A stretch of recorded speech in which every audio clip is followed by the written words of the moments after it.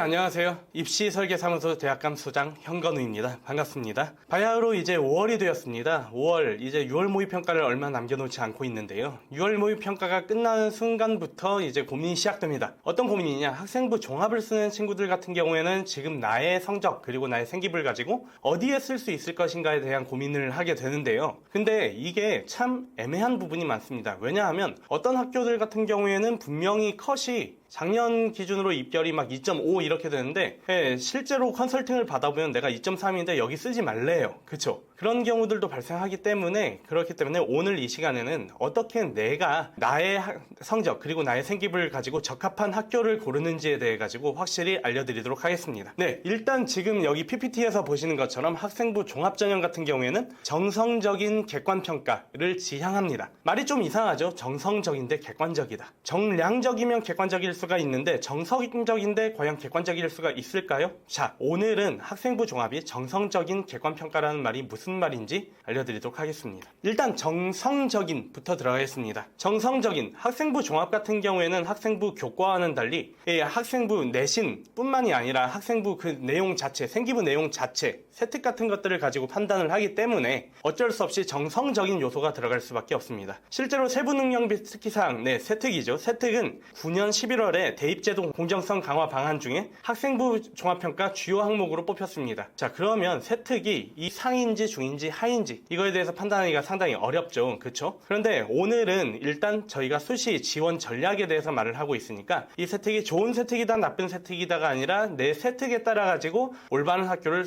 정하는 그 과정에 대해서 말씀을 드리도록 하겠습니다. 자, 실제로 생기부를 가져왔어요. 이 학생 같은 경우에는 물론 그 특목고 학생이긴 한데요. 내신 6점대를 가지고 경희대에 붙은 학생입니다. 자, 근데 이 학생 같은 경우에 사실 제가 권하긴 했어도 저는 경희대 말고 유사한 그 라인의 그 어떤 학교도 권하지 않았고요. 그 다음에 건대, 동국대, 홍익대 역시 마찬가지로 권하지 않았습니다. 왜 그럴까요? 이거는 저희가 지원을 할 때 학교별 인재상이라고 하는 것들, 그런 것들 많이 들어보셨죠. 그 학교별 인재상 뿐만 아니라 저는 학과별 인재상에 대해서도 생각을 해야 된다고 생각을 합니다. 제가 이 학생 같은 경우에 경희대 사학과를 권했던 이유는 이 학생의 생기부가 경희대 사학과의 학과별 인재상에 맞았기 때문입니다. 자, 일단 하나씩 보실게요. 좌측 위에 있는 것을 보시면, 좌측 위에 이미지를 보시면 이 학생이 광해군과 인조에 대해서 조사한 내용을 발표함이라고 나왔어요. 외교 정책 비교하고 명과 인조, 그리고 청과 인조, 정묘 호란 이후 인조의 태도 논란 등등등 하면서 인조, 보통 무능한 왕이라고 그렇게 평가를 받는데 그 무능한 왕이라고 하던 인조에 대한 재평가를 했어요. 이 인조라는 사람이 그 당시에 병자호란 하나의 실책으로만 보고 무능하다고 평가하기에는 조금 무리가 있다 하는 주장을 펼친 학생인데요. 그리고 그 다음에 오른쪽에 있는 것을 보시면 한중일 각국의 입장에서 해석한 임진왜란을 주제로 탐구를 진행했어요. 지금 여기에서 봤을 때 임진왜란 전후에 한국뿐만이 아니라 중국은 이랬다, 일본은 이랬다. 그렇기 때문에 임진왜란이 일어날 수밖에 없었다. 임진왜란에 한국은 이런 영향을 받았고 중국은 이런 영향을 받았고 일본은 이런 영향을 받았고 하는 부분 조명한 탐구 활동입니다. 그리고 그것뿐만 아니라 이 임진왜란이 벌어졌을 당시의 정세가 지금의 정세랑 어느 정도 유사함을 찾아가지고 미래 동향사는 이렇게 될 것이다 라는 인사이트까지 보여주고 있습니다. 자, 그 다음에 역사연구반 진로학술 동아리 이쪽에서 두 번째 이미지죠. 여기에서 보면 한국 고대사에 대해서 남다른 관심을 보였다고 되어 있어요. 평소 관심이 있었던 임나 일본 부설 그리고 신채호의 고대사 인식에 대한 탐구 발표를 진행했다고 되어 있습니다. 그리고 맨 마지막으로 심화 영어 독해 맨 아래쪽에 있는 이미지를 보시면 민족사학 역사관에 대해서 이 학생이 탐구하고 발표한 내용이 들어가 있습니다. 이 학생 같은 경우에는 이건 다 3학년 세특이고요. 1학년, 2학년 여기 정도 한국 고대사, 중세사, 근세사에 조금 초점이 맞춰져 있고요. 특히 민족사학에 대단한 관심을 가진 친구였고요. 그리고 이 민족사학을 재조명하고 그리고 또한 과거에 있던 여러 동양사의 사건들, 특히 한국사의 사건들을 재조명했던 탐구활동이 많았던 학생입니다. 자, 그러면 한번 보실게요. 지금 각 학교별 교과 과정이 나와 있어요. 근데 이 학교별 교과 과정 중에서 이제 두 학교의 교과 과정을 가져왔는데 하나는 경희대고 하나는 또 다른 어떤 학교입니다. 네, 중앙대입니다. 지금 비교를 해보시면 경희대 같은 경우에 한국선사고고학, 한국고대사, 동아시아 중세사, 조선시대사, 동아시아 근세사, 한국고문서연구, 한국근현대사, 한국사상과 역사인식 등등등등 해서 한국의 사관, 그리고 한국의 사상, 그리고 동아시아 세계에 대한 그런 역사 주로 이제 탐구를 하고 있는 것을 보실 수가 있습니다. 그렇기 때문에 지금 그 경희대 같은 경우에는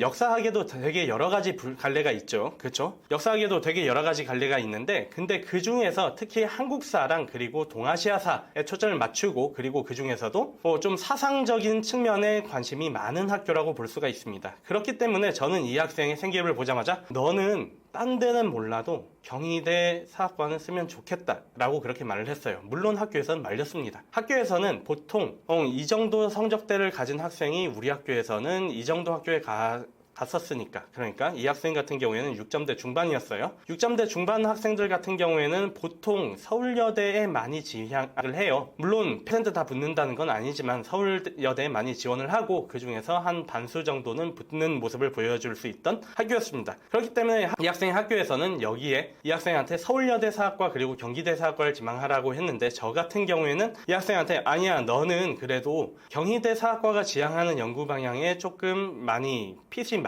맞기 때문에 너는 경희대 사학과는 곧 죽어도 지원을 하면 좋을 것 같다 라고 말을 했어요. 근데 반면에 여기 옆에 보시면 중앙대 교과과정이 있는데요, 중앙대 사학과 교과과정이 있는데요, 보시면 고대 그리스 로마사, 근대 유럽의 혁신성과 발전, 중세 봉건 시대와 기독교 사회, 조금 구체적인 것들이 다 보면 어디에 나와 있어요? 조금 서양사에 맞춰져 있는 경우도 많습니다. 당연히 우리가 한국에 있고 한국은 동아시아 문명권이기 때문에 한국사 그리고 동아시아사에 대해 가지고 절대로 과목이 없을 수는 없어요. 그런데 경희대랑 비교를 했을 때 서양사에 대한 비중이 어마어마하게 큰 것을 지금 보실 수가 있습니다. 그렇기 때문에 이 학생 같은 경우에 중앙대 사학과에 지원했으면 떨어질 확률이 컸겠죠. 하지만 경희대 사학과에 붙고 지원을 했고, 그 다음에 최종 합격이라는 쾌거를 노릴 수가 있었습니다. 그 다음에 이제 정성적인 객관평가에 대해서 말씀을 드릴 거예요. 이 객관평가를 이해하기 위해서는 저희가 두 가지를 이해를 해야 됩니다. 우선 이거는 성적표에도 나와 있는 거예요. 표준편차 같은 경우에는 학교 내의 경쟁이 어느 정도 심한지를 보여주는 척도가 됩니다. 보통 저 같은 경우에는 18에서 22 정도 사이가 되면 그러면 표준편차가 그냥 보통이다 정도라고 생각을 합니다. 물론 18 정도가 되면 표준편차가 낮다라고 말을 하고요, 22 정도가 되면 그 중에서 높다라고 말을 하는데, 여기서 표준편차가 낮다는 거는 이거는 경쟁이 어마어마하게 심하다 의미가 되고요, 표준편차가 높다라고 하는 거는 높으면 높을수록 경쟁이 그렇게 심하지는 않다라는 의미가 됩니다. 그 극단적인 사례로 정말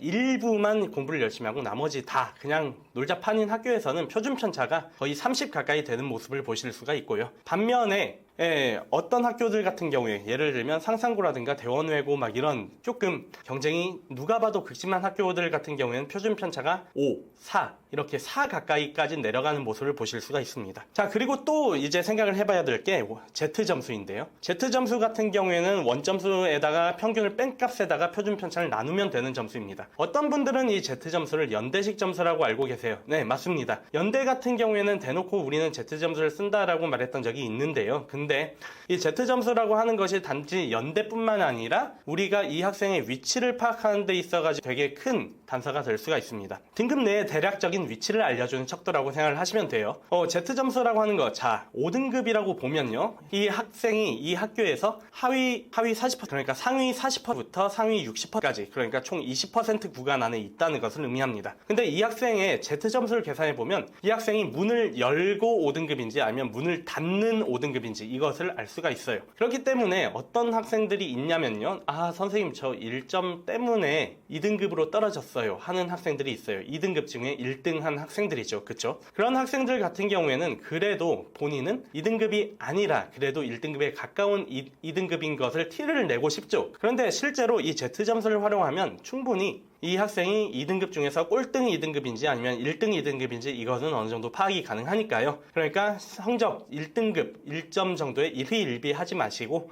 학생분들께서는 계속 열심히 공부를 해주시면 되겠습니다. 자, 이거를 가지고 한번 볼게요. 이 두 학생의 성적은 거의 비슷합니다. 오히려 왼쪽 학생이 오른쪽 학생보다 더 성적은 좋아요. 똑같이 1학년 성적이고 이 학생 두 학생 같은 경우에는 거의 3학년까지 성적이 크게 변하지는 않았어요. 근데 지금 왼쪽에 있는 학생 같은 경우에는 제가 너는 학생부 종합은 쓰면 좀 힘들겠는데? 라고 말을 하고 논술을 보냈어요. 반면에 오른쪽에 있는 학생 같은 경우에는 저는 너는 적극적으로 한번 학생부 종합을 써보자 라고 권했어요. 왜 그럴까요? 아까 제가 말씀드린 데 답이 있습니다. 왼쪽 학생의 표준 편차를 보시면 등급은 4, 5, 4, 4, 4, 6인데 표준 편차가 18.2, 21.0, 22.7, 20.9, 15.3, 15.3 이건 좀 낮네요. 19.4, 13.9, 14.0 이렇게 됩니다. 그러니까 표준 편차가 그렇게 낮은 편이 아니에요. 그 말은 이 학생은 그냥 평범한 학교에서 왔다는 의미가 됩니다. 반면에 오른쪽에 있는 학생들 같은 경우에는 보통 10 플러스 마이너스 표준 편차가 왔다 갔다 하는 걸 보실 수가 있어요. 보통 10 플러스 마이너스도라면 이 자사고들 중에서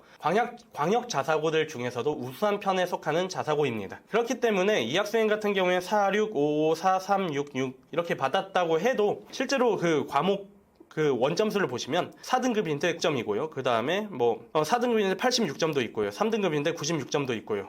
우리가 일반적으로 생각했을 때 96점이면 그래도 1등급 점수 아닌가라고 생각을 하는데 여기에서는 3등급을 받고요. 90점 같은 경우에는 그래도 2등급 정도는 나와야 되지 않을까라고 생각하는데 이 학생 같은 경우에는 4등급을 받습니다. 이 학교는 경쟁이 상당히 심하고요. 우수한 학생들이 많은 학교라고 볼 수가 있습니다. 실제로 2021년부터 고교 블라인드제가 시행이 됐는데요. 근데 고교 블라인드제가 되어도 그래도 충분히 우리는 이 학생이 좋은 학교에서 왔는지 아니면 안 좋은 학교에서 왔는지 이걸 알 수가 있어요. 어떻게? 이 표준 편차가 있기 때문에 그렇습니다. 그렇기 때문에 객관평가라고 하는 거는 객관적으로 학업 역량, 이 학생이 어디에서 왔는지는 정확하게는 몰라도 이 학생이 공부를 잘하는 학교에서 살짝 공부를 못하는 편인지 아니면 공부를 못하는 학교에서 공부를 잘하는 편인지 아니면 공부를 못하는 학교에서 못하는 편인지 공부를 잘하는 학교에서 못하는 편인지 이런 것들에 대해서는 저희가 명확하게 판단을 해볼 수가 있습니다.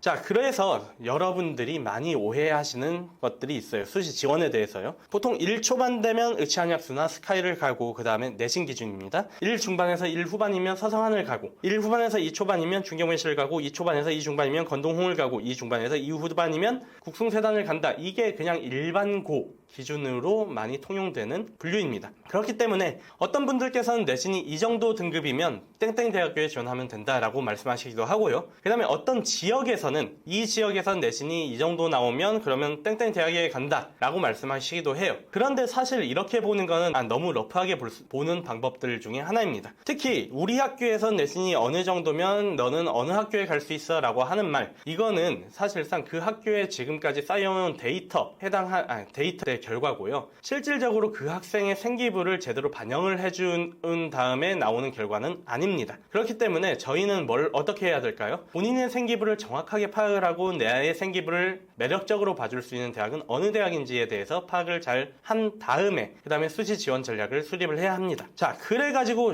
실제로 컨설팅은 어떤 식으로 받는 것이 맞느냐? 이 학생은 이 학교에서 내신이 이 정도다. 그리고 이 학교는 객관적으로 보았을 때 수준이 이 정도의 학교다. 그렇기 때문에 이 학생의 학업 성취도는 일반적으로 땡땡 대학교에 지원한 학생들과 유사한 학업 성취도다. 그리고 생기부를 봤을 때 1학년부터 3학년까지 키워드가 이렇게 발전을 하고 있고 이거는 어느 학교, 어느 학과랑 적합하다 판단을 하시는 것이 이게 올바로 수시 지원을 하시는 방법입니다. 자, 특히 아까 제가 보여드렸던 학생 그 생기부의 다 이 학생의 3학년 생기부에서 발췌한 내용입니다.